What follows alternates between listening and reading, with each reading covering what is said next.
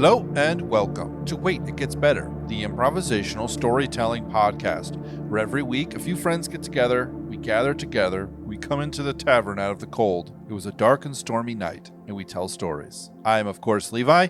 I'm Reed. And I'm Seth. And we are here to tell you a story. This is episode 3. Episode 3 of Dragons and Men. That's what I've named these this prequel to the Trouble in Party Town. So if you haven't listened to Trouble in Party Town, listen to that first, or listen to the prequel first and then listen to the sequel, Trouble in Party Town. What we have is a world of men and dragons. Men and dragons live together peacefully, cohesively. They cohabitate. They help to even each other out. They help to smooth each other's deficiencies over. But there is trouble coming. There's trouble in River City, but it's real this time. There's some great discord coming. The breaking is happening. We know because of Trouble in Party Town that a great breaking will happen, right? The world will be turned into turmoil and chaos. Most of the dragons will be killed. But we're just trying to figure out how it is that happened. We have a hero who was sent here, maybe, kind of, by the gods, or by the god, the creator, to stir the pot, to turn the kiln on, to light the kiln, to begin the great test, to see if this world can stand up to all that it was made for. We have the wise old man, the angelic being sent by the creator to be the herald of the change, someone to watch and see if things would change as they would. We have the villain's sidekick, the flashy, what was his name, Lance? I called him Flash. He was kind of a trickster and a kind of a scam artist. Yep. People are deceived. The standard method for getting a dragon has been, for the last hundreds of years, that you'll be attracted to their psychic emanations and you'll go to them, and then when they hatch, you sort of form a bond with them, and then you go on from there, you learning from them about their history, them learning from you about your ambition. However, factory farms, mutilated births, people aren't following the norm. People aren't following the tradition of how it is that it works. People are trying to get a lot of dragons very quickly.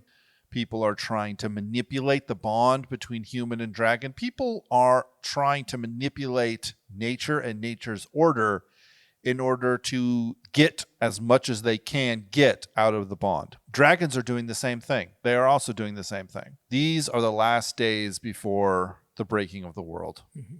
What story elements did you guys have for this week? I have random element, or a random insert, I should say. I have goal. So that is either the goal for the whole thing, the goal for a particular character. That's what I have. And I have happy ending. So even though the story will end in the breaking of the world, there will be a happy ending. I kind of like to put my random insert in first because it's kind of still, even though this is the last episode, it's kind of a setup element, if that's all right.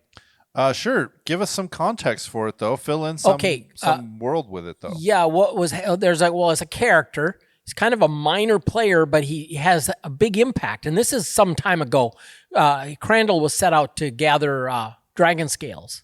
And there's the thing about this economic system, the energy is procured by the use of these stones, which turns out to be dragon scales. Well, presumably it will be.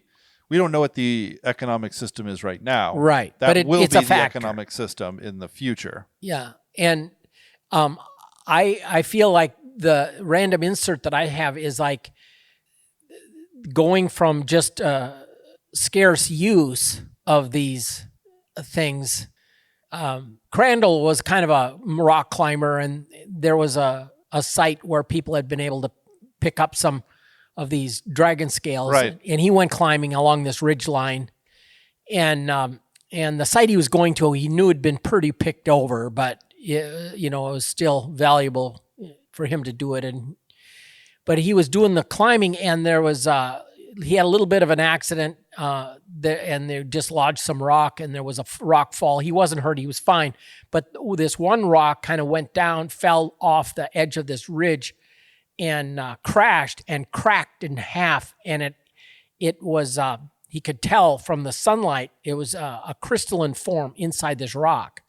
So he climbed down because he wanted, step aside and see what is this thing, And so he had these shards of crystal, and he put them in. He had several sacks because he was planning on loading up on these dragon scales. But he threw them in his bag, and he climbed back up, and he got up to the site, and he was working around, and he found a couple of places where people had kind of picked over, and this was taking longer than he wanted, especially with his little detour. And then there was a resonant, kind of a harmonic from his sack that had these crystals.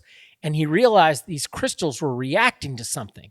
And it got louder with more energy as he got close. And then he uncovered it was another kind of a strip of these scales that had been undisturbed. And he realized this was really cool. He was able very quickly to locate all he could carry. And he went home, and he was a little bit of a hobby guy, and he used made a wood frame kind of a thing, and he made a bunch of these, a little handy device to hold these crystals, and he began selling these scale finders, scale scanners, and he developed quite a little cottage industry.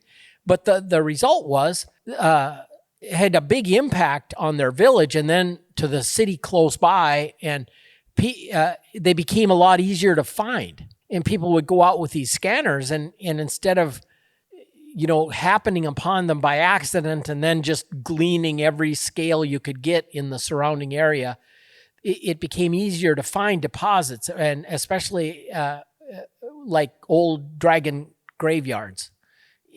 Anyway, it had the effect of, like any economy that has cheaper energy, it tends to increase productivity and just increase value of life, And so this was what I thought would be an interesting random insert, that it was developing less scarcity in the society, so to speak. What I mean by that is that here one very powerful element of their daily existence were these scales, and they became easier to procure and less expensive, so to speak.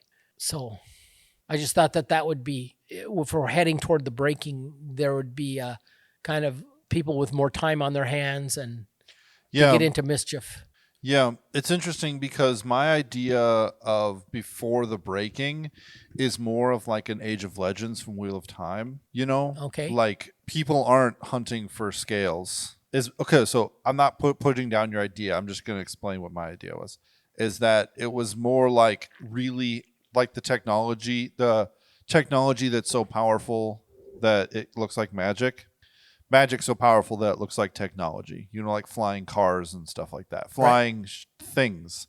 But I think what you have said here is that the breaking had a couple of really dramatic moments, right? Where whole cities were kind of destroyed and mountains were rearranged and things were broken. But in reality, it was society came apart at the edges first, right? Okay. So this place, what's his name? Crandall, he is living in a village, right? And his parents say that like just 10 years ago, they had a steady supply of, they had a steady power supply coming to power all of their systems, right? This was an ancient form of power that the world made, that the union between man and dragon were able to innovate and create. And they say 10 years ago, it was here. They had a steady supply of it, right? And Crandall's grandparents say that 30 years ago, or that 10 years before Crandall's parents were born, they had like control of the weather, And so what you see is you see that society was falling apart at the edges. And so it's kind of like now Crandall lives in a village where before villages weren't really a thing because everyone could reach any city in the world in a matter of minutes. Mhm. But now he lives in a village, right? Yeah. And now he hunts for dragon scales because the dragons have been dying off because of the Great Plague. So he hunts for dragon scales now and uses them to create this energy source. And then they've started to use them for other things now, like heating, and levitating heavy loads and things like that. And, a bunch of different applications that we don't even hear about in Trouble in Party Town. But what we're seeing is that like society all of civilization used to be much higher, and it's been coming apart since then. So yes, there will be a great breaking, a great moment, a great terrible thing. But I think from what I understand, Reed, is that your element here is to show that things have been coming apart for a while now. Yeah, because my idea is that everything was like super technology and the breaking happened and then things started to break down. But with yours, it's like, oh no, things were already breaking down at the edges, Yeah. I don't know. Does that jive with you? Okay. Yeah, that's fine. I guess I saw it just a little bit differently, but I don't think it changed. I think will fit better the way you explained it. Well, how did you see it? I just saw that this was. I didn't see. I saw this as a pre-breaking thing where they were kind of headed toward less scarcity. But I was just imagining the way things would be looking in this world. Okay, so yours was like before the Great Golden Age. Yeah, see, I saw this as a kind of a breakthrough. Interesting. That changed from grubbing for these, just randomly coming across places, because the dragons were real secretive about their death rituals, and oftentimes they would be places, and it would just be like random chance in the rough country coming across one of these things, and this was the major energy source, really.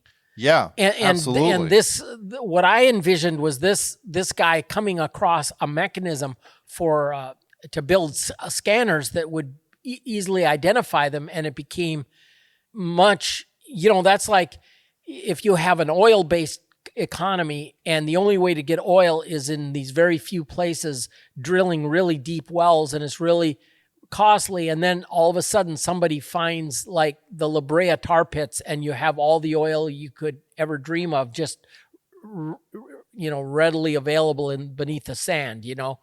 Absolutely. Yeah, I understand now. Yeah. So I was just a little bit backwards from your thinking. Your example is on the beginning of the Great Golden Age and not on the end of the Great Golden Age. Yeah. Okay, cool. Yeah. I mean, I guess I would see it this way, if you want my input on it. Yeah. It probably would side more on Reed's side of things, but I would see that something like that happening before, right? Someone might have one of these scales, or someone really important might have, like, not that a suit of armor would be, but like something ceremonially where it's like, oh, wow, yeah, I've collected so many of these. I have status. I have importance. I make jewelry out of these, like, right? Because they're kind of rare.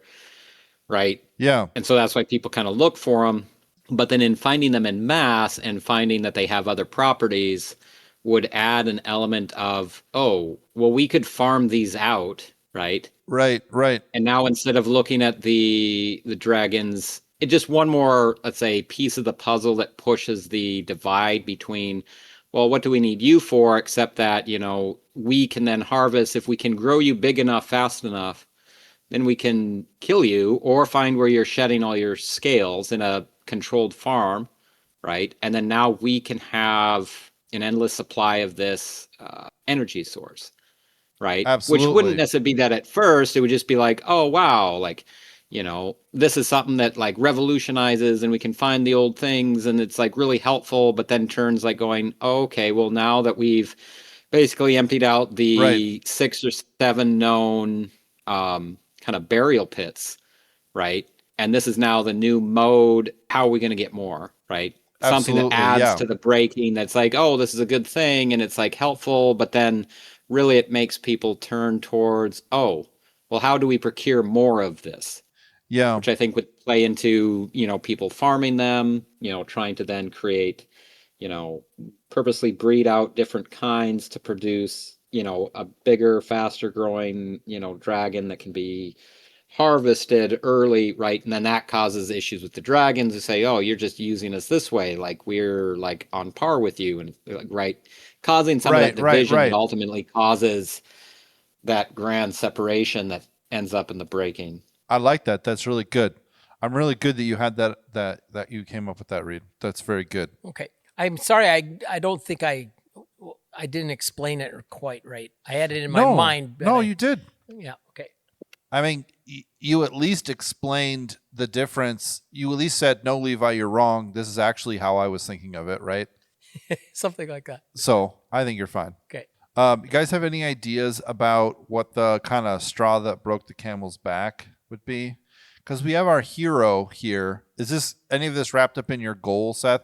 I'm still trying to think about how the actual beginning events would unfold.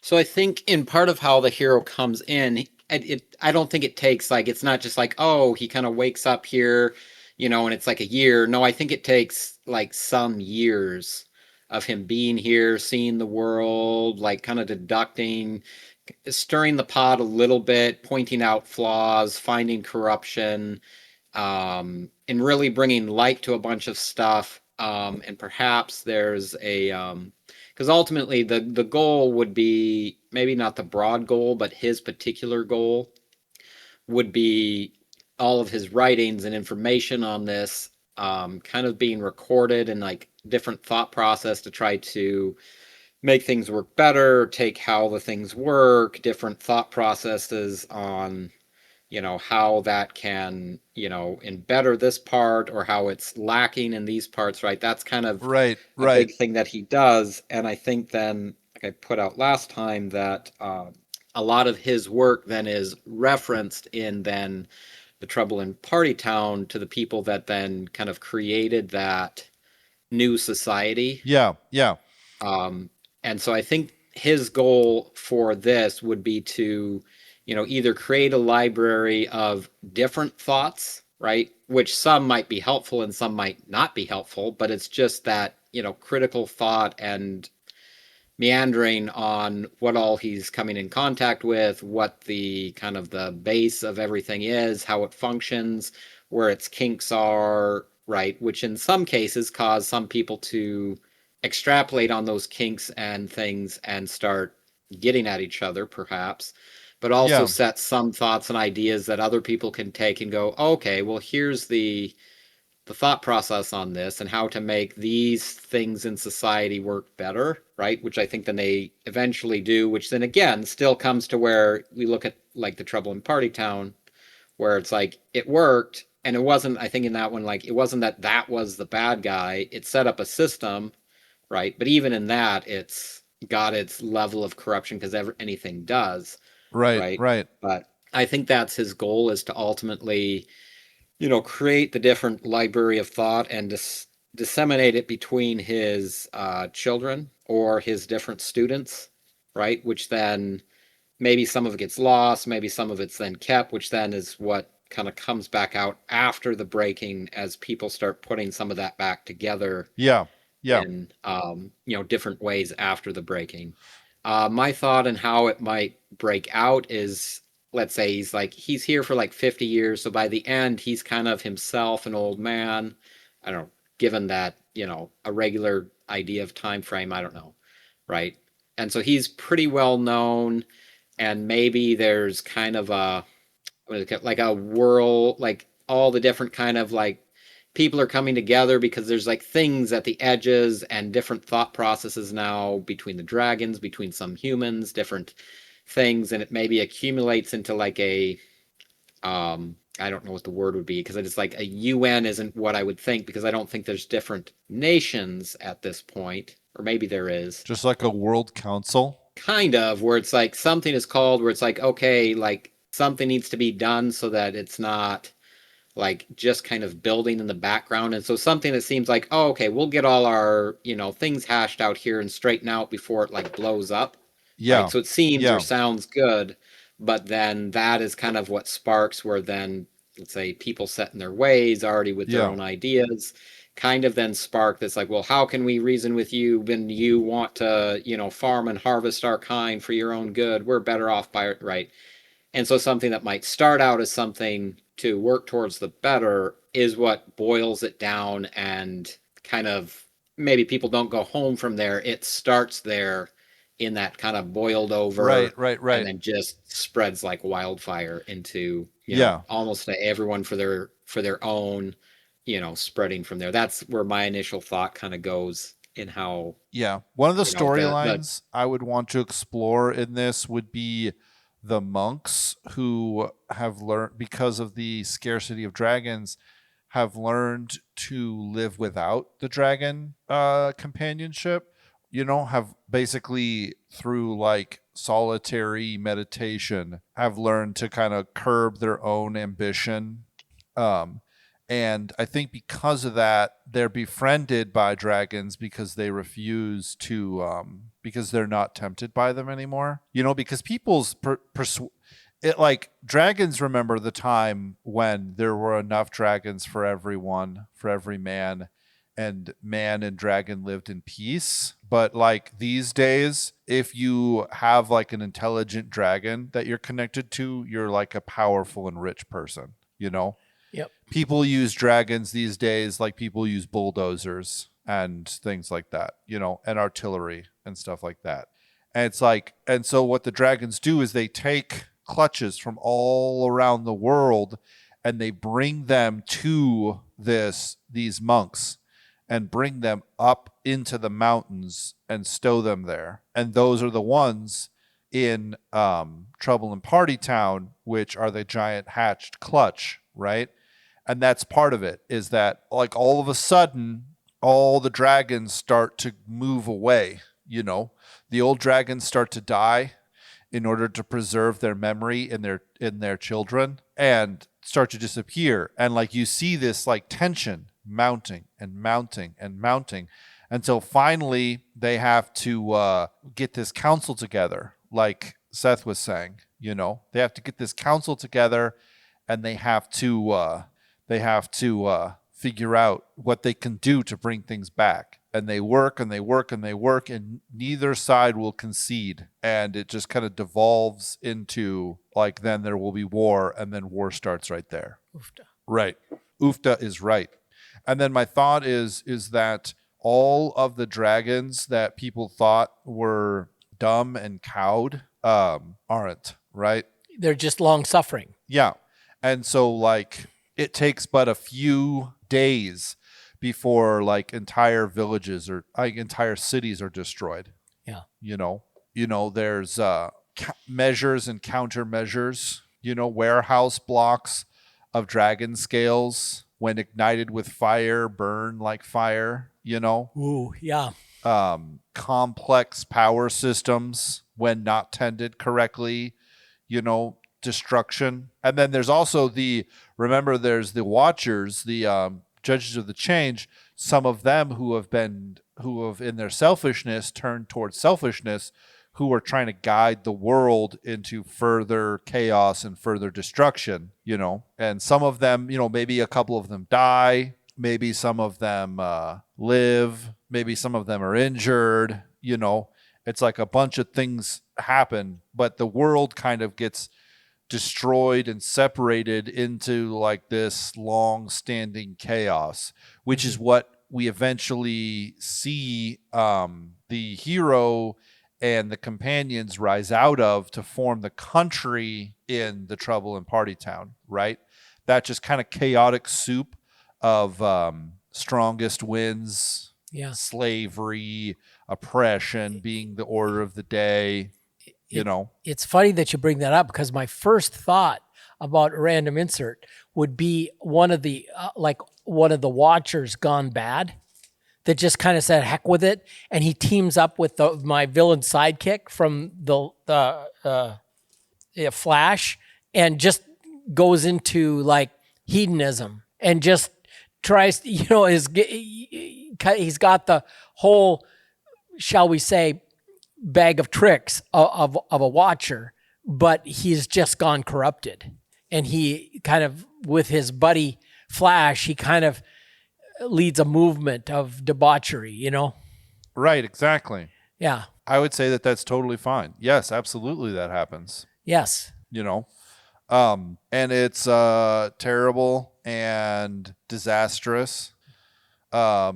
Seth, would you imagine that this hero would be sort of alive during? My idea is that the breaking would take about 50 years, right? Of just war, destruction, just a total rearranging of everything. Would you imagine that he would come out of that, or would he die before that happens? I mean, in the way that I see it, I would almost say that he's already an old man. Right. At the beginning of that council, right? And what he has set up by that time would be his different schools of thought and students. And I would say perhaps, I don't know, because again, he's the one that ignites the kiln, right? So I'm thinking that perhaps, at this council, no one can kind of get to a head, and he has, I don't know what they would be, and you've got like 5 or 6 different groups of everyone for their own interests, right? And like he kind of finally stands up and then, perhaps calls it out, and kind of basically does in fact ignite it, that says, so therefore, if you cannot come to any agreement, then I don't know, like kind something where then he says that then it's like, well, if you cannot resolve this through reason, then take it into your hands and do what you see best, and the world will burn for it. Right. Which then ignites that he's maybe the first casualty of this, where then some maybe dragon or something kind of then like goes to incinerate him. Well, then maybe another one that maybe is more on his side comes in to try to counter it. But what happens is maybe it turns him to stone, or some kind of like, it incinerates him, but then the other cooling mechanism makes a statue, and perhaps that comes in later, where it's like something throughout the ages, the great philosopher or something that maybe people forget who it might have been, but then that is the thing. I want to say that he is the first quote unquote casualty. That makes sense. But that's what it comes down to, is like this whole council, everyone is like just spewing whatever, and it's like, okay, what reason can be had? If this is so, then take it into your own hands and the world will burn for it. I don't know, that's what I'm coming up with, is kind of like something it's good. Cool to start it off with. And then it kind of ignites the anger of kind of one of the dragons that's for the dragons' sake, right? And goes to burn him. Well, then maybe another one steps up and like does something else, to protect from the flame. But ultimately what it does is solidify him into kind of more of an ashen statue. Yeah. That's then like glazed over. Yeah. So he dies, but it ignites, in matter of fact, does then ignite the kiln, as it would be. Right. And perhaps almost anyone at that council, I would say, after what happened, no one really survived that was at that council, would make sense. Okay. Maybe there was like 2 or 3 people that got out, but out of, let's say, the several hundred or thousand, because it's all like the top people, right? And of course, if they go there and the report comes back that, it's ignited and they killed right, that just ignites even more. Right. So part of my thought for the happy ending was that the dragon that Xander gets in Trouble in Party Town is the direct descendant of the hero's dragon, or the hero's friend, the dragon, if the hero didn't actually bond with one, however that would work. And so the idea being that maybe the whole council chamber was kind of, that he was turned to stone, but also the whole council chamber was kind of destroyed in the fight, but yet then preserved. And it is in fact the cave where Xander finds the egg, so many years later, 200 years or so later. where then there's the egg there, and then this dragon hatches, and then that's what one of the things that sets Xander and his dragon apart, is because this isn't just any dragon. This is the dragon that the hero, the bronze philosopher, right? Because he was bronzed, right, when he died. Whatever remnants of him people could remember. Yeah. It was preserved in this, and that's what sets Xander and his dragon apart, besides the fact that Xander's the king.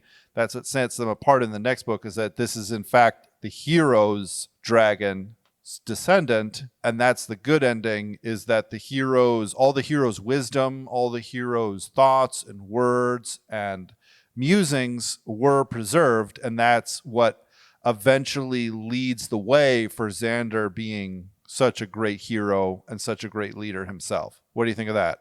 That sounds good. I like it. So while the whole rest of the world burns and kills itself and destroys, this little part is preserved. And that would kind of make sense, because we wanted Xander to also be a rough descendant of the hero. So one of the hero's children, one of his children's children would be this king who would have founded Party Town, with his 100 companions. And so it all takes place in kind of roughly the same 100 or 200 miles area. It's like, because the hero's son was there when the council was taking place. He was at this epicenter of the breaking. He wasn't in the room, but he saw it go flash and seal off. And so he fought his way out and kind of held his ground. And then, they kind of protected that castle where the meeting was, which kind of devolved into this is where he's from, which devolved into this is where Party Town was put later. Does that make sense? Yep. It makes sense. Cool. All right. Ladies and gentlemen, you guys have any other interesting things you want to add to this? Reed? I was just Seth? thinking, You guys aren't ladies and gentlemen, but yeah, go ahead. No, I think it's good. I was thinking of I had two kind of fun thoughts. Well, one of the things I thought about the League of Nations, that they formed at the end of World War I, and it became kind of like, it became just this ineffectual thing, and kind of came apart and led to World War II, really. right. And then the other thing that I thought about with just the whole the beginning scene I've been thinking in the back of my mind, what is this from in my mind? And it just clicked. Did you ever read the Cast Upon an Alien Shore series? Are you familiar with that? I am not familiar. I think I've heard you talk about this. I think I've read like 6-7 books. There might be a couple more out there, but basically there was an alien surveillance of our world. And they had these high-tech unmanned satellites that were just, picking up on everything that's happening on Earth. And they're very sophisticated. So, like, for example, if they would be struck by a meteor, they had a power, shields, like you would say on Star Trek, right? Well, with one thing and another, they failed to notice that there was they paid attention to airline traffic and whatnot, but there was a charter flight with a couple hundred people on it that actually intersected with one of these surveillance drones, and it just disintegrated. And they thought, oh no, we're like this advanced civilization, and this is just an accident. So they just kind of plucked the hurtling victims out of the air and brought them aboard a ship and patched them up. And then they just put this guy naked on the shore of this other Earth-like planet that was in like the 1700s as far as technology, or the 1600s. And here he is, a guy that is like a scientist going to present this big paper. So he's got like a whole bunch of skills, and it's like kind of dropped into their society, has to learn the language and figure out how everything works, and then starts introducing things like artillery and anyway, there's elements of this guy in our hero in the beginning scene kind of being plucked from elsewhere and dropped in, Yeah, absolutely. Absolutely. Ladies and gentlemen, thank you so much for joining us for this episode of Wait, It Gets Better. Join us next week as we sit around and discuss our inspirations, what books we thought that this reminded us of, what rating we give it, and if we can ever go on after writing such a great story. Until next time, don't forget to wait, because it gets better.